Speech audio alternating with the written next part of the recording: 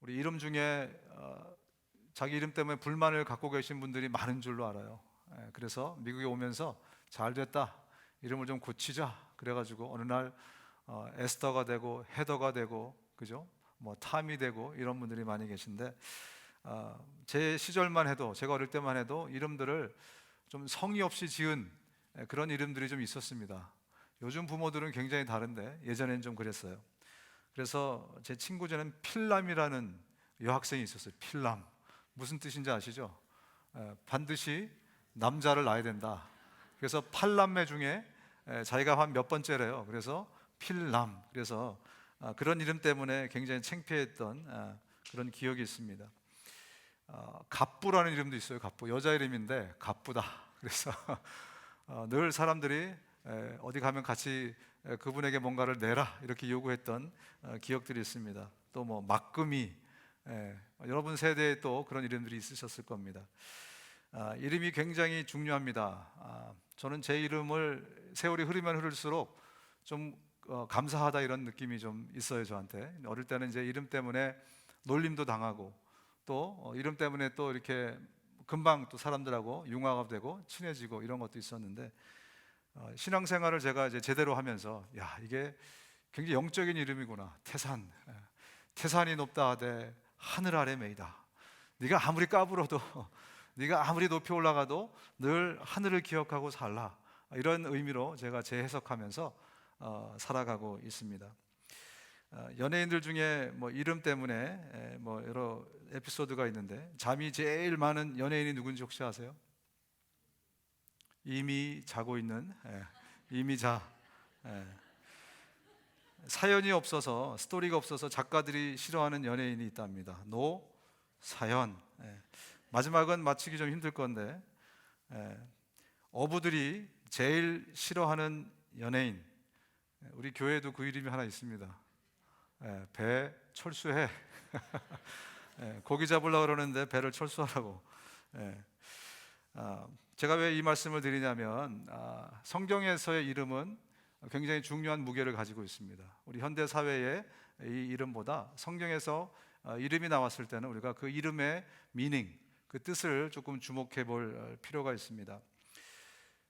이름에는 메시지가 들어있는 경우가 굉장히 많이 있습니다. 그래서 시몬 그러면 들으심, 응답 이런 뜻인데, 예수님이 시몬의 이름을 개명해 주지 않습니까? 베드로, 반석이다, 반석이다. 그래서 이제 그 믿음의 고백 위에 내가 교회를 세우겠다 하면서 이름을 바꿔주십니다. 정체성을 또한 담고 있습니다. 아브람 그러면 큰 아버지라는 뜻입니다. 그런데 그 큰 아버지를 열국의 아버지, 모든 열방의 아버지 아브라함으로 그렇게 바꿔주십니다. 사레 그러면 그냥 공주, 왕비 그런 거죠. 근데 사라 하면서 열국의 어머니다, 이렇게 이름을 재해석해 주시고 그의 인생을 새롭게 살라 이렇게 말씀해 주십니다. 그래서 성경에 나오는 이름들의 그 뜻을 저희가 살펴보는 것은 매우 중요하고, 그 무게는 우리 생각보다 훨씬 더 큰 것이다 라는 생각을 우리가 가져야 될 필요가 있습니다. 하나님께서 저와 여러분의 삶에, 그리고 우리 교회에 새 일을 행하시기 위해서 우리에게 진작에 굉장히 파워풀한 무기를 주셨습니다. 그런데 요즘 그 파워풀한 무기들을 우리 믿음의 창고 안에 깊숙이 집어넣어 놓고, 그게 그냥 먼지가 뽀얗게 쌓이게 내버려 두면서 신앙생활을 하고 있지 않나, 그런 생각을 해봅니다. 주님께서 우리에게 진작에 주신 그 파워풀한 무기는 뭐냐면 예수 그리스도라는 이름입니다. 예수 그리스도, 그 이름이 우리의 소망이고, 그 이름이 능력이고, 예수 그리스도 그 이름이 우리의 원수를 대적할 수 있는 무기이고, 그것은 굉장히 파워풀한 믿음의 도구임에도 불구하고 저와 여러분들이 그냥 저 창고 깊숙이 켜켜이 먼지가 쌓이도록 내버려 두고 방치해뒀던 그 이름, 오늘은 그 이름을 좀 꺼내보려고 합니다.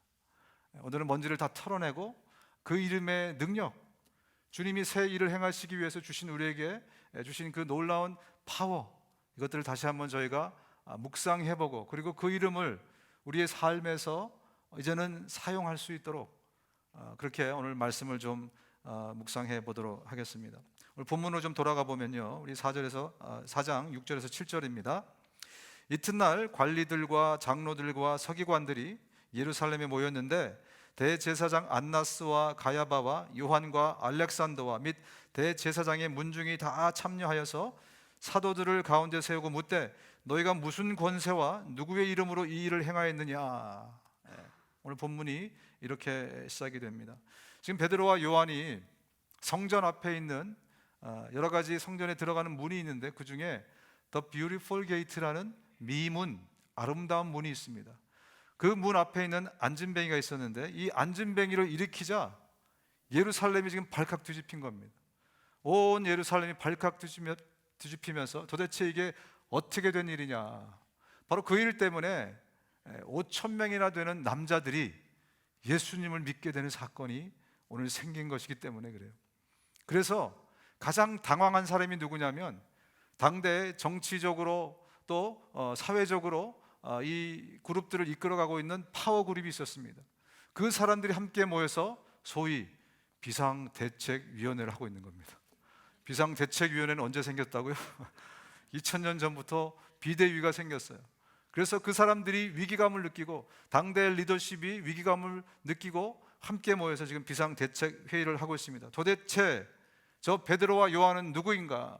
저들이 누구이길래 저렇게 안진뱅이를 일으켜가지고 저 불가능한 일을 하면서 저 많은 사람들을 소동케끔 그렇게 하는가?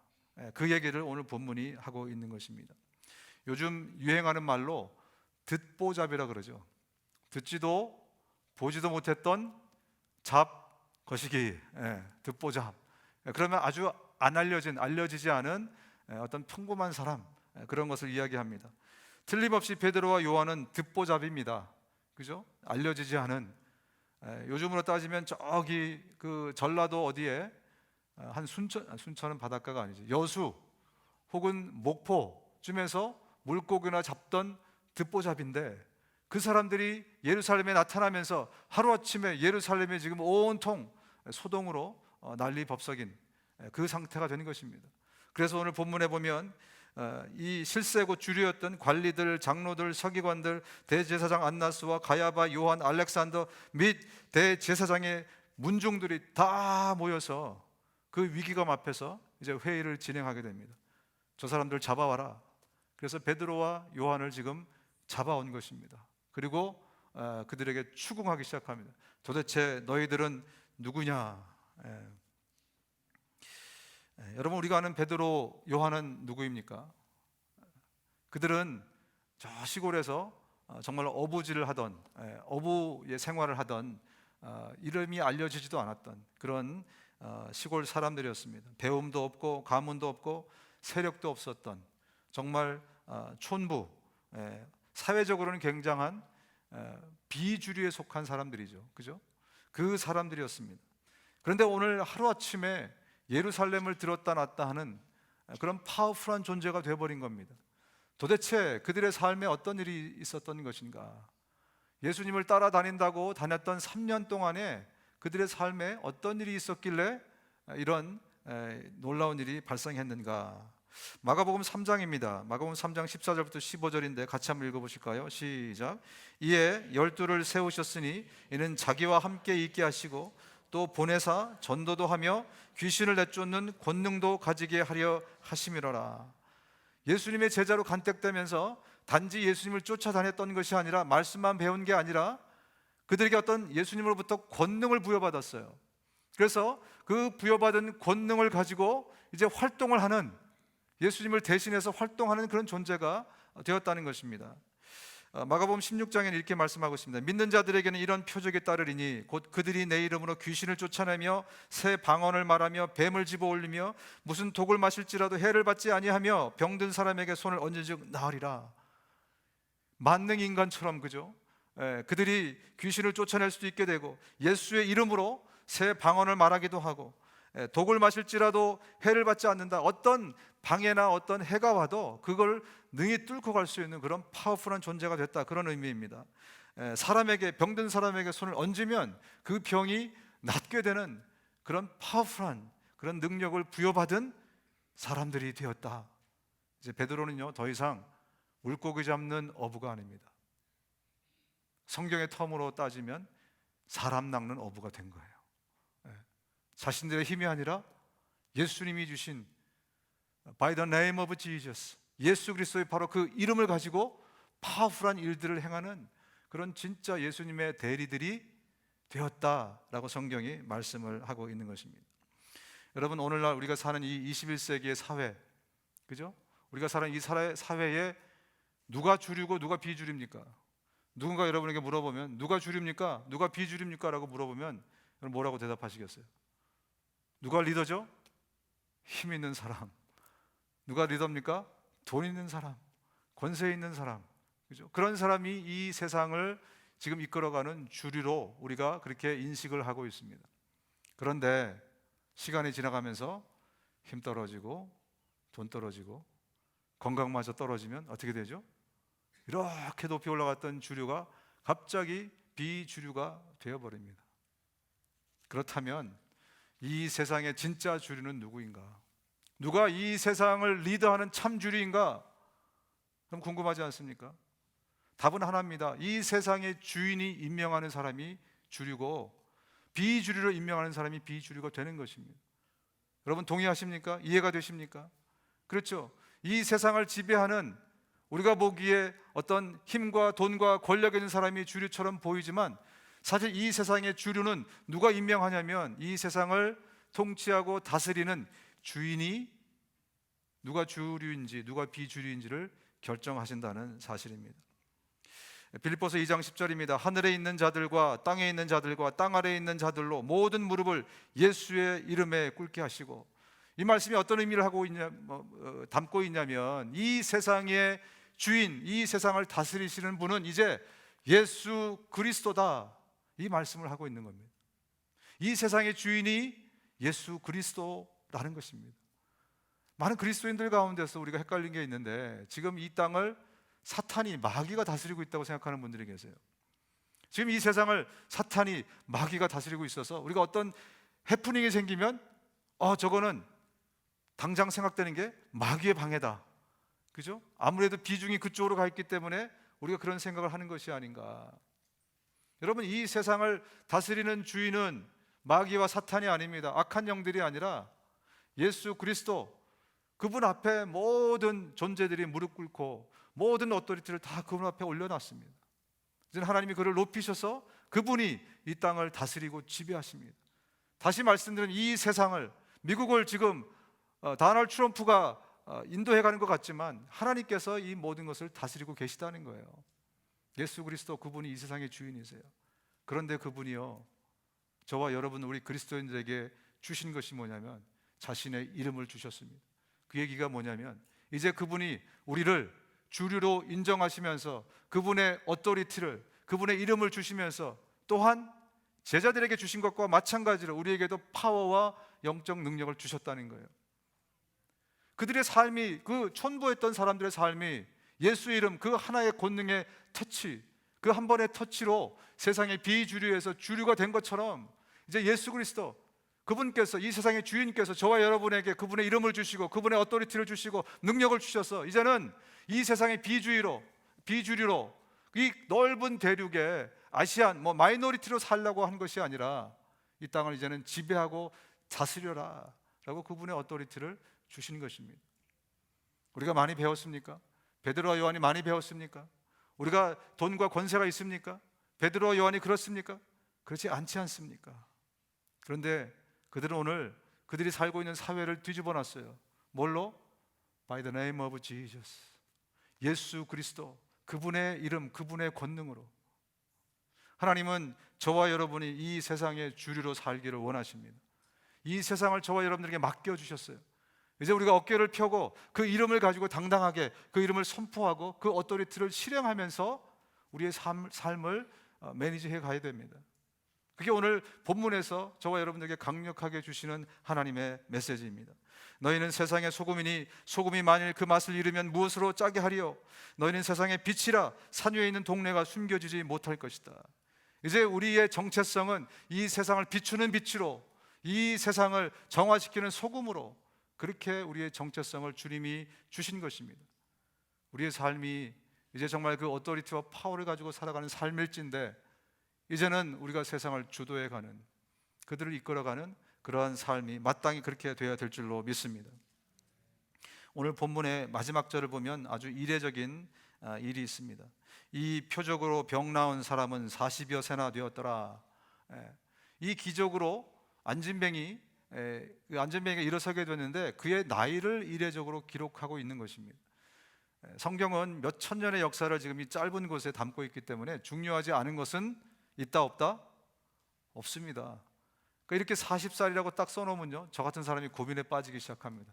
분명히 중요한데, 이건 정말 분명히 중요한 메시지를 갖고 있을 텐데 도대체 이게 뭔가, 그의 이름도 없는데 왜 그의 나이를 여기다 기록하고 있었을까? 여러분, 그는 지금 이 안진뱅이는 40평생을 누군가의 도움 없이는 살 수 없는 그런 존재입니다. 다시 말씀드리면 그 누구도 이 안진뱅이가 안진뱅이라는 것을 모르는 사람은 없었을 거 아닙니까? 그죠? 거기를 왔다 갔다 하면서 늘 보던 사람, 그 안진뱅이, 바로 그 사람이었습니다. 근데 오늘 엄청난 일이 자신의 삶에서 일어난 겁니다. 자기 때문에 남자만 5,000명, 오병이어 때만큼은 아니지만 남자만 5,000명, 그죠? 그 많은 사람이 갑자기 예수를 믿게 되는 거예요. 그는 방금까지 구걸하던 신사였는데 이제는 간증 집회 메인 강사가 된 겁니다. 그렇죠. 이제 자기의 간증을 통해서 수많은 사람들이 예수를 믿게 됐고, 또 앞으로도 그런 일에 그가 쓰임받게 된 것이 아닌가. 도대체 뭐가 그의 삶을 이렇게 바꿔놓은 것인가? 예수 그리스도, 그분의 이름, 그 권능의 이름이 그의 삶을 완전히 180도 뒤집어 놓은 것입니다. 그런 그 성전 앞에 앉아서 늘 그렇게 생각했을 겁니다. 나는 언제 한번 저기 한번 들어가 보지, 그죠? 저 아름다운 문을 열고 나는 언제 한번 저기 한번 들어가 보나. 당시에 고대에 많은 사람들이 갖고 있던 컨셉은 뭐냐면, 어떤 큰 병이 있으면 그것은 하늘의 저주다, 이런 생각이 있었어요. 그죠? 장애를 갖고 있으면 저 사람은 하나님으로부터 집안이 저주를 받았든지 자기가 저주를 받았든지, 이런 의식이 암암리에 있었습니다. 그래서 요한복음 9장에도 보면 소경이 딱 오는데 제자들이 첫 번째 한 질문이 뭡니까? 예수님한테 저 사람은 누구 죄 때문에 눈이 멀었어요? 이렇게 나오잖아요. 그죠? 그런 상태였습니다. 그런 환경이었습니다.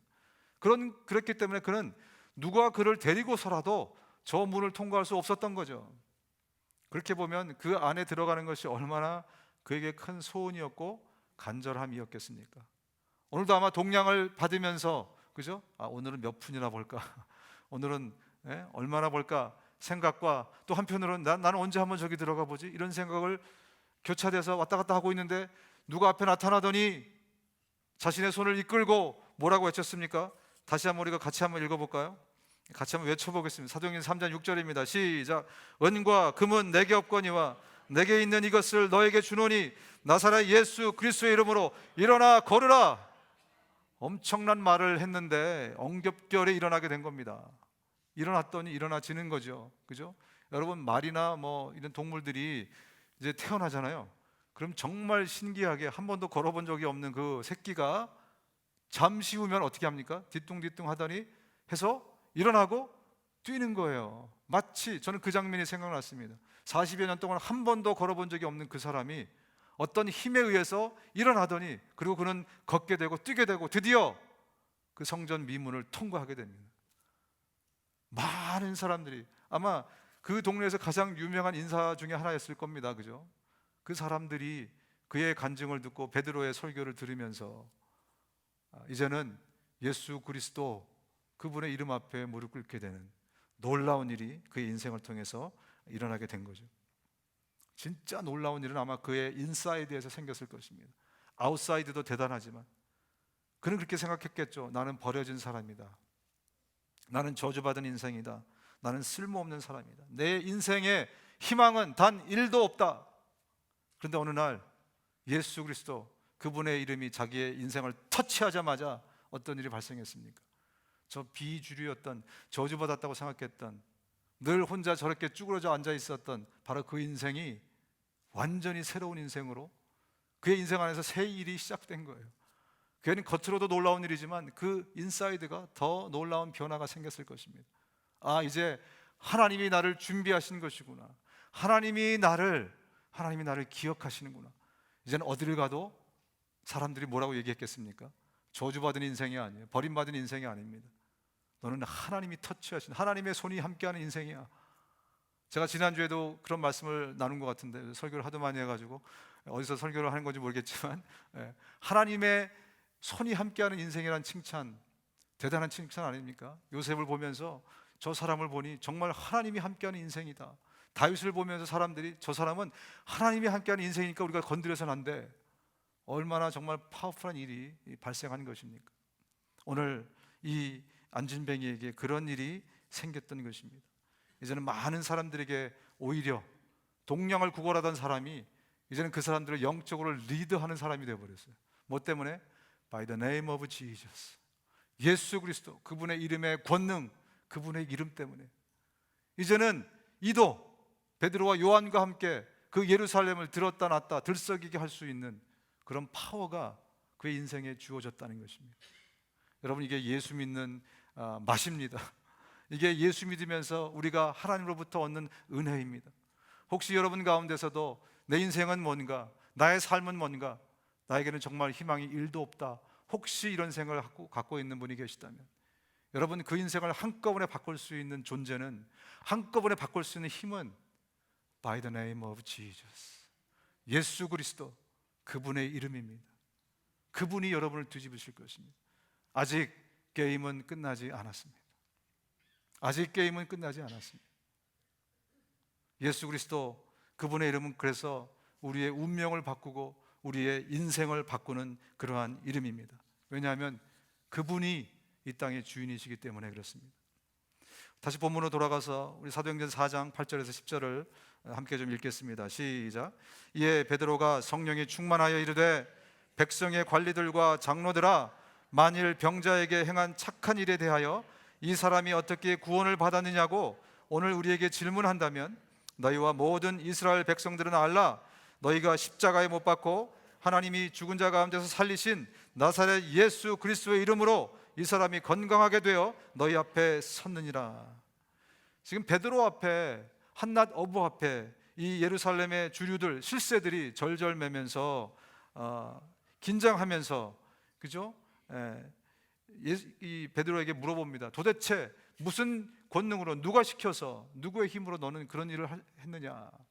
그때 베드로가 이렇게 이야기하는 겁니다. 여러분들이 보시다시피 의학적으로는 도저히 불가능한 40년 동안이나 이렇게 앉아있던 안진뱅이를 일으킨 것은 내가 일으킨 것이 아니라 당신들이 십자가에 못 박아 죽인 예수 그리스도, 그분이 부활하셔서 그분이 우리에게 부여하신 그분의 이름의 권능으로 이 일이 발생한 것입니다. 그 얘기를 오늘 본문이 하고 있는 것입니다. 여러분, 우린 예수 그리스도, 그 이름이 얼마나 파워풀하고 얼마나 능력 있는 이름인지를 성경의 곳곳을 통해서 확인을 할 수 있습니다.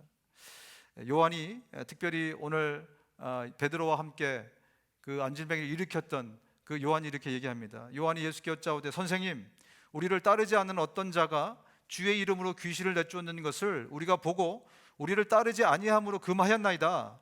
예수께서 이르시되, 금하지 말라. 내 이름을 의탁하여 능한 일을 행하고 즉시로 나를 비방할 자가 없느니라. 무슨 얘기냐면, 요한은 이미 예수 그리스도의 그 이름이, 그 권능의 이름이 얼마나 파워풀한지를 알고 있었어요. 예수님하고 전혀 상관이 없는 제자의 무리에 속하지 않은 사람들인데 그 사람들이 그 이름을 가지고 귀신을 쫓으니까 귀신이 나가는 거예요. 능력을 행하는 겁니다. 그들에게서 능력이 있어서가 아니라 예수의 이름이 얼마나 파워풀하면 그 이름을 가지고 사용할 때 그 이름의 권능이 나타나는 거죠. 그죠? 그때는 예수님이 우리하고 상관없어도 그것을 금하지 말라, 이렇게 말씀하시는 장면이죠.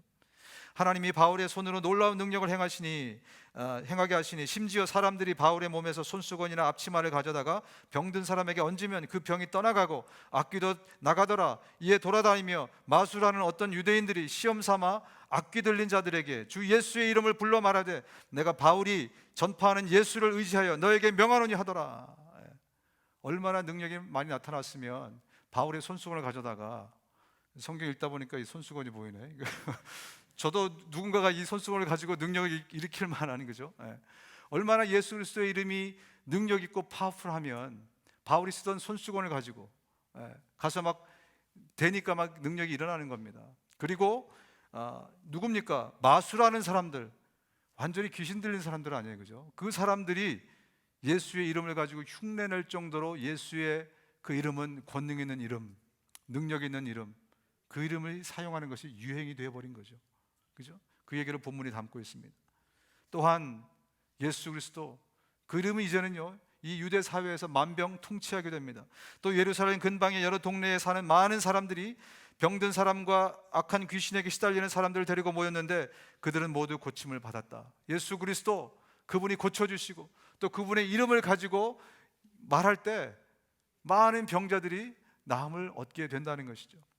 여러분, 당시에는 이 사이칼러지가 심리학이 많이 발달이 안 돼서 병을 났을 때 단순히 귀신이 쫓겨나갔다, 병이 났다 이렇게만 표현하지만요, 이것은 단순히 육신의 병만을 이야기하는 것이 아닙니다. 우리 안에는 이 현대인들이 갖고 있는 수많은 정신병들이 있지 않습니까? 조현증, 그런 얘기 우리가 들어본 지 얼마 안 됐어요, 그죠? 공황장애, 또 망상장애, 조울증, 우울증. 성경에는요 예수 그리스도의 이름으로 수많은 이 마음의 병까지도 치료가 되었다라는 말씀을 함께 하고 있는 것입니다. 따라서 예수 그리스도 그 이름은요 우리의 육신의 병뿐만 아니라 우리의 영혼의 병, 우리의 마음의 병까지도 치료하는 치료의 이름이라는 것입니다. 이렇게 놀랍고 위대한 이름이 우리한테 부여됐는데도 불구하고 우리는 왜 그 이름을 쓰고 있지 않은가? 그러면 세월이 2000년이 흘렀습니다. 제가 여러분에게 여쭤봅니다. 2000년이 흘렀으므로 그 이름의 권능도 퇴색되지 않았을까요? 어떻게 생각하십니까? 세월이 2000년이나 흘렀는데 그때 당시에도 역사했던 그 이름이었지만 이제 세월이 너무 많이 흘러서 이제는 그 능력이 퇴색되지는 않았을까? 여러분 어떻게 생각하십니까? 예스입니까? 노입니까? 뭐라고 대답하신 거예요? 그 이름은 퇴색되지 않았습니다. 동의하십니까? 그렇다면 우리는 왜 그 이름을 오늘날 쓰고 있지 않습니까? 이것 또한 여쭙고 싶습니다. 정말 그 이름이 2000년 전에 그 살아있는 역사하는 그 이름이 여전히 유효하다면, 여전히 효력이 있다면, 우리의 삶에서 어떤 문제가 발생했을 때 우리는 왜 그 이름을 쓰고 있지 않는가? 그 이름을 담대히 선포하지 않는가? 아마 어쩌면 우리가 성경에서나 어떤 제3자를 통해서 말로만 들었지 그 능력을 직접 경험해 본 적이 한 번도 없어서 그렇지 않겠는가 생각해 봅니다. 누구도 예수 그리스도의 이름으로 내 병이 낫다거나 뭐 문제가 해결된다거나 그래서 그런 경험이 없어서 그렇지 않은가.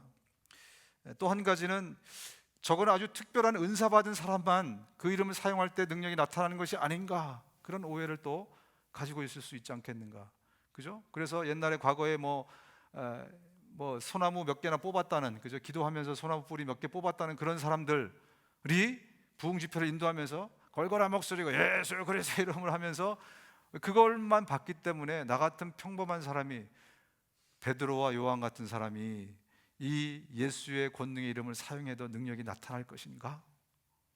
그런 생각 때문에 여러분들이 지금 우리 믿음의 창고에 깊이 집어넣어 놓고 먼지가 쌓이도록 내버려 두신 것이 아닌가. 또 한편으로는요, 아까 그 걸걸한 목소리의 주인공들이 정말 영적으로 뭔가를 막 하는 듯 하더니 그들의 말로를 보니까 좋지 않아, 그죠? 많은 부흥사들이 또 영적 리더들이 변질되고 타락하는 과정을 보면서 그의 이름 역시 혹시 우리가 속았던 것은 아닐까, 이런 생각도 들기도 하고, 평신도들의 마음을 정말 충분히 이해합니다. 여러 가지 이유로 우리는 그 위대하고 놀라운 정말 하나님의 비밀 예수 그리스도 그 이름을 여전히 우리가 사용하지 않고 있는 그런 안타까운 일이 우리의 삶에서 벌어지고 있습니다. 여러분, 그러나 우리 주님은 2000년 전에 이 성경 시대에서 뿐만이 아니라 오늘 우리의 삶의 현장에서도 그 아름다운 이름, 그 파워풀한 이름, 그 놀라운 이름을 우리 삶의 현장에서도 사용하기를 원하십니다. 그리고 그 이름을 가지고 권능을 행하면서 우리가 이 세상을 주도하고 리드해 가기를 주님은 원하신다는 것입니다. 골로새서 3장 17절입니다. 너무 중요하기 때문에 같이 한번 읽어보겠습니다. 골로새서 3장 17절 시작. 또 무엇을 하든지 말에나 일에나 다 주 예수의 이름으로 하고 그를 힘입어 하나님 아버지께 감사하라. 우리의 일상에서 그 예수의 이름을 쓰고 그 예수의 이름을 힘입어 살라는 것입니다. 이렇게 어떤 소위 종교적인 행사, 예배라든지 어떤 종교성의 행사를 할 때만이 아니라 우리의 삶의 현장에서 그 이름을 주님은 사용하고 쓰기를 원하신다는 거예요. 바로 그때 그 이름을 통해서 주님이 우리에게 역사하신다는 거예요. 우리가 누구의 이름으로 기도합니까? 예수의 이름으로. 어느 날 갑자기 예수님이 말씀하신 거 아닙니까? 그죠? 그동안 너희가 이렇게 하지 않았으나 이제부터는 내 이름을 가지고 기도하라. 그러면 응답되리라. 예수의 이름을 주신 것입니다.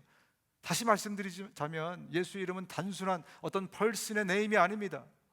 이것은 권능의 이름이고 우리 모든 그리스도인들에게 주신 하나님의 리털 웨펀이죠. 하나님의 강력한 무기입니다. 이 무기는 특별히 우리의 영적인 싸움에 사용될 리털 웨펀이라는 것입니다. 여러분, 우리는 저와 여러분이 오늘 그냥 교회에 온 것 같지만, 어제 알람 맞춰놓고 내일 예배 가야지 준비하고 온 것 같지만 무수한 영적 전쟁을 치르고 오신 분들이 대부분입니다. 오면서 부부싸움이 일어나질 않나? 그죠? 갑자기 뭐 하려고 하는데 교회 못 가게 방해하는 일들이 있지 않나? 여러 가지 많은 그런 상황들, 이게 단순하게 일어났겠습니까? 그죠? 영적 싸움.